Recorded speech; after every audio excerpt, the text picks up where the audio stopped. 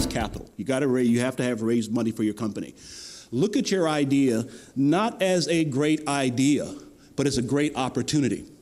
If it's a great opportunity, number one, I'm going to get a return on investment. Number two, you're going to be successful as a business person, but don't lead with, I have a great idea. That's my uncle. He's got a great idea, and with my money, we can do all these sort of things. I don't want a great idea.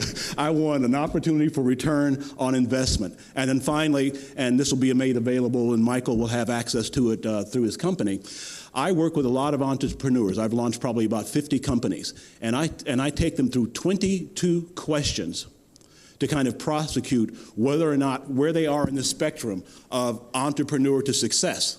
And if you go through those 22 questions, it tells you just what's possible given what you're doing, who you are, and what the possibilities are for you. So there is a discipline that one has to employ, and that's what you've heard from these two gentlemen, the discipline of always, in the midst of everyone telling you you're wrong, feeling very right about this and weathering the storm.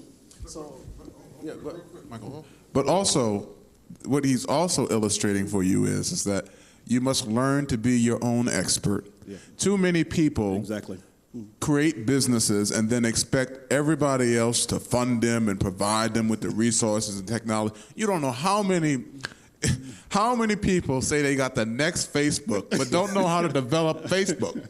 They don't know how to build it themselves. And so they just got a great idea and they want somebody to give them money to pay somebody to develop the Facebook. When you look at successful companies like Facebook or Apple or any of those companies are successful because the people who founded them knew what they were doing.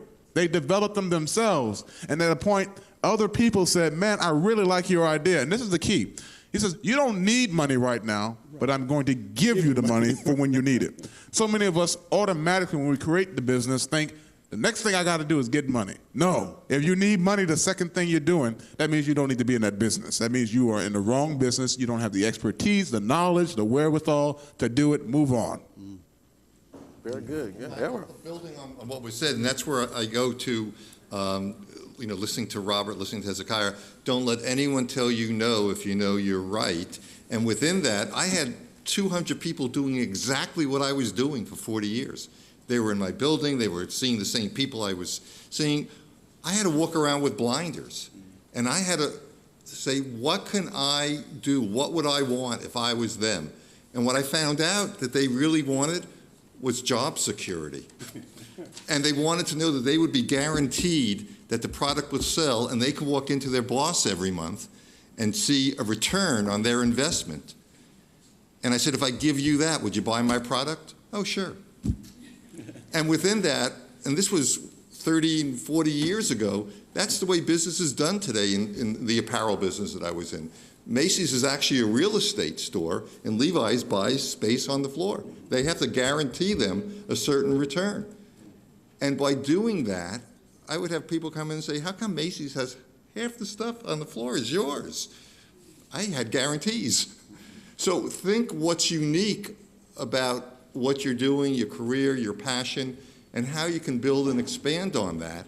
And 22 people are making cupcakes in your town also. What's different about yours? What's going to be the distinction?